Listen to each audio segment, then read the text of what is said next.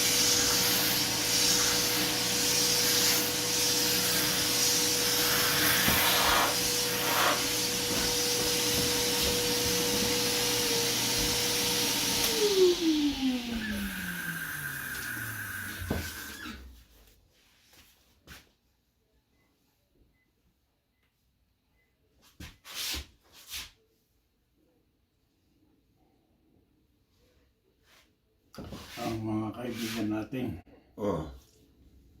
natatamaan ng kanser. Oo.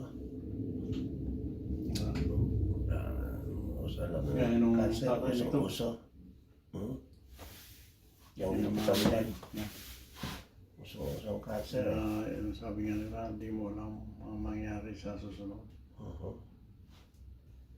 Yeah. May naman. Maraming Sa, cancer. sabi nga nila, naniniwala ka o hindi. Narinig mo naman, di ba? Mm-hmm. Sabi nila, yun. Ang alin? Yung sinasabi ng Biblia. Naniniwala ka ba sa Biblia? Hindi. Yun. Eh, pag hindi ka naniniwala, pag-aralan mo, baka maniwala ka. Kasi yung iba yung isang pamangkin ko. Hindi. Nung nasa high school, ako, paniwala. Ngayon nagbago. Pumunta sa seminary pa, ha? Napunta sa seminary, hindi na maniwala. Bakit? Kaya hindi natuloy sa seminary. Yan na yung babasahin doon So sabi ko, hindi lang siya ang siguro. Marami dyan. Pero tingnan mo naman kung talagang pinili ka ni Panginoon na sasama sa Kanya. Titira sa kaharian niya. Mag-ibang isip ka na naman. Bago siya namatay, naniwala din. Sinabi yung mga, manalangin tayo. Hindi maniwalan siya. Yan nga, naisulat na yan. Hindi na mababago yun. So, ganun pala ang tao. Balik-balik. Pwede ka bang hindi maniwala yun? Naisulat na yun. So, Yan ang karamihan ng mga video ngayon, Biblia nga ang binabasa. Kanya-kanya lang na paliwanag. tama. Pero, pag liwala ka na at gusto mong magtanong, sasagutin ng Panginoon. Tanongin mo, totoo ka ba o hindi? Yeah.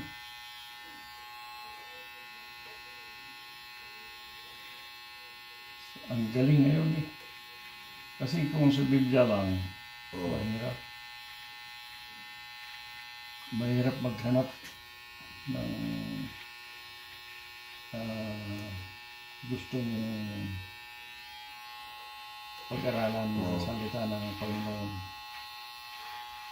Pero kung doon ka sa internet, maghanap, mag-click. Oo. Search mo lang. Mhm. Ang bilis sa telepono.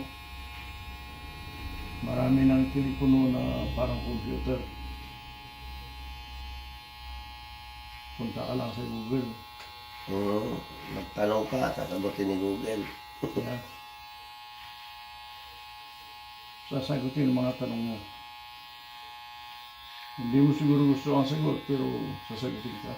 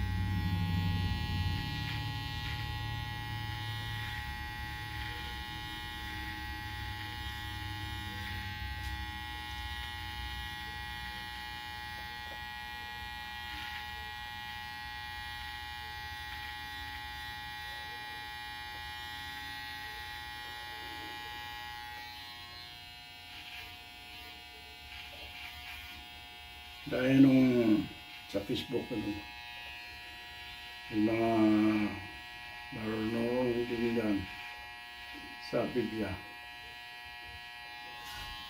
Imbis na tutulungan ka, tanong sila ng tanong. Hindi ko yata alam ang sagot ng tanong mo. Oo. Kung alam mo ang sagot, pwede bang sabihin mo sa amin para ang mga pumapasa ay makita. Wala, magtatanong lang. Ay, iba yun.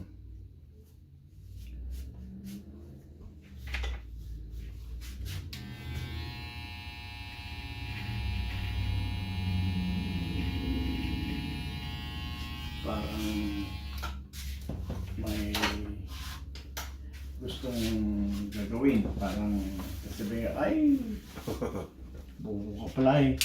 Parang gano'n ba? Kaya sa amin hindi pag gano'n ang intention natin,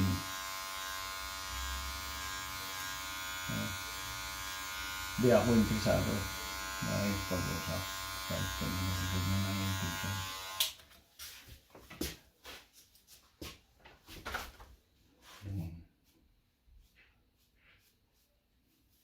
Manalangin ka. Baka sagutin ni Panginoon na. Dapat talaga manalangin Tanong mo. ka time team. Ay, sinabi niya sa kanya.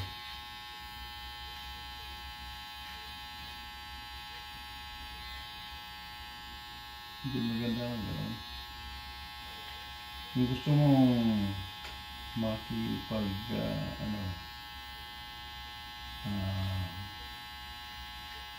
usap at turuan ng mga hindi nakakaalam. Bakit tanong ka ng tanong? Pagsabi ka naman, para kang nag-i-interrogate eh. Oo. Parang criminal yung kinakausap mo.